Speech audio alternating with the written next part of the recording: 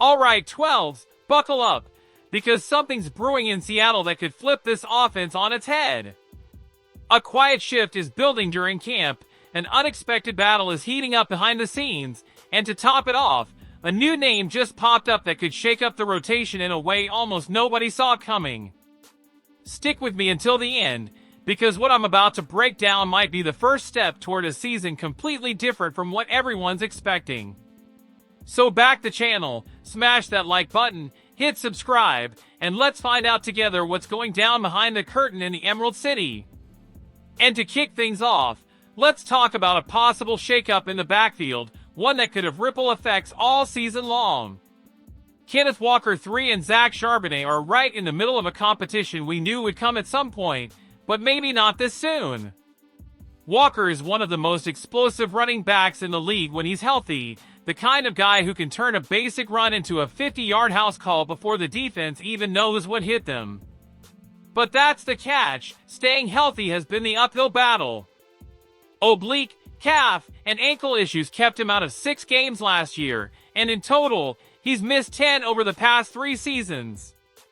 For a player of his importance, that's a heavy load to carry, and it opens the door for all kinds of long-term durability questions that fans and analysts can't ignore.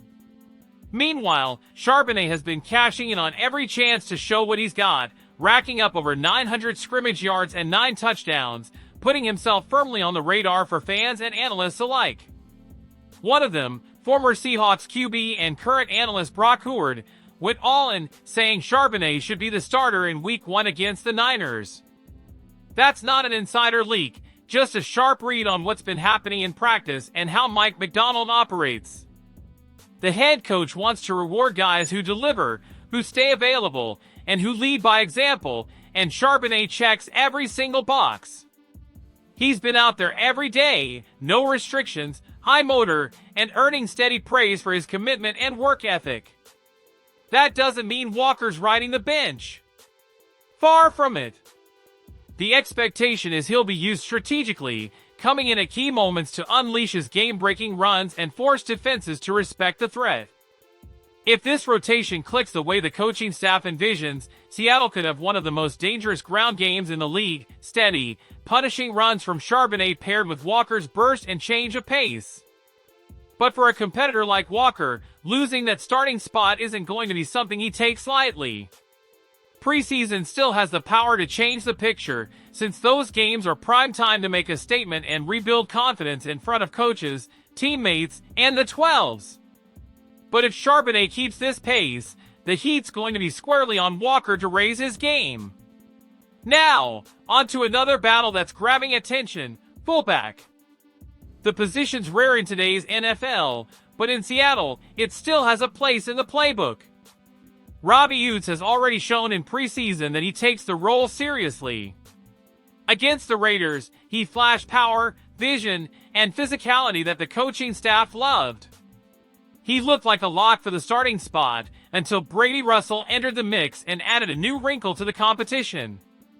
Russell, a former tight end who can block and contribute in the passing game, hasn't beaten Utes outright in the primary role, but he's got one huge edge: he's a special teams beast. Special teams coordinator Jay Harbaugh called him a perfect example of what's expected in that phase. With over 300 snaps in 2023 and another 230 last season, Russell brings consistency, grit, and reliability in an area that often decides close games. And here's the kicker: in a league where every roster spot is fought for tooth and nail, that kind of track record can be the deciding factor between making the team or packing your bags. Most likely, Utes holds the starting gig while Russell becomes a valuable backup, stepping into the offense in specific situations and being a cornerstone on special teams. That setup also gives Mike Macdonald more room to get creative with formations, something he's never been shy about. Having 2 players who can legitimately handle fullback duties is rare in the NFL, and Seattle could turn that into a real advantage. Against physical, smash-mouth defenses, this versatility could open the playbook for unexpected looks that catch opponents completely off guard. But if you think that's where the competition ends, there's another twist on the way. the Seahawks brought in Wesley Steiner, a former linebacker from Auburn and Washington State, to take a shot at fullback. Even with limited direct experience at the position, he's got the build, 6 feet 1 inch, 242 pounds, and a history of heavy contact, plus special teams potential that coaches value highly. To make room, the team released Michael Dowell, another linebacker already familiar with the roster. Steiner's arrival raises a few eyebrows. Does the team not fully trust Russell as the immediate backup? Or is this just about adding depth in case injuries hit? What's clear is that Steiner's coming in hungry to prove he can adapt fast. Players moving from defense to offense often bring a more physical, aggressive mindset, which can be a huge asset in the run game and in short yardage battles. He could wind up on the practice squad, but if he picks things up quickly and proves himself as a blocker, he might just snag a spot on the final 53.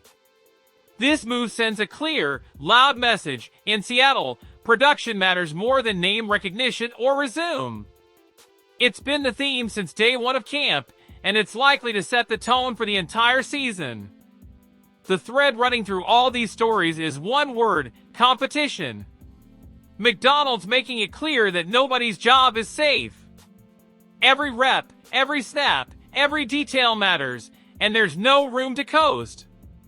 That kind of environment forces everyone to bring their best every single day, and for us fans, that means watching a team that's on the field because they've earned it, not just because of history or paycheck. Beyond raising the overall level of play, it builds a gritty, hard-nosed identity, something the 12s absolutely love and take pride in. Bottom line, this Seahawks preseason is being defined by bold moves and battles that could shape the team right out of the gate. Having Charbonnet and Walker share the backfield could be lethal. Keeping Utes and Russell in the mix at fullback and testing Steiner gives rare tactical flexibility. And above all, these moves show that Seattle is locked in on building a deep, versatile roster ready to handle anything thrown their way. That's the kind of mindset that can swing a nail-biter against a division rival when every inch matters and the crowd is on its feet.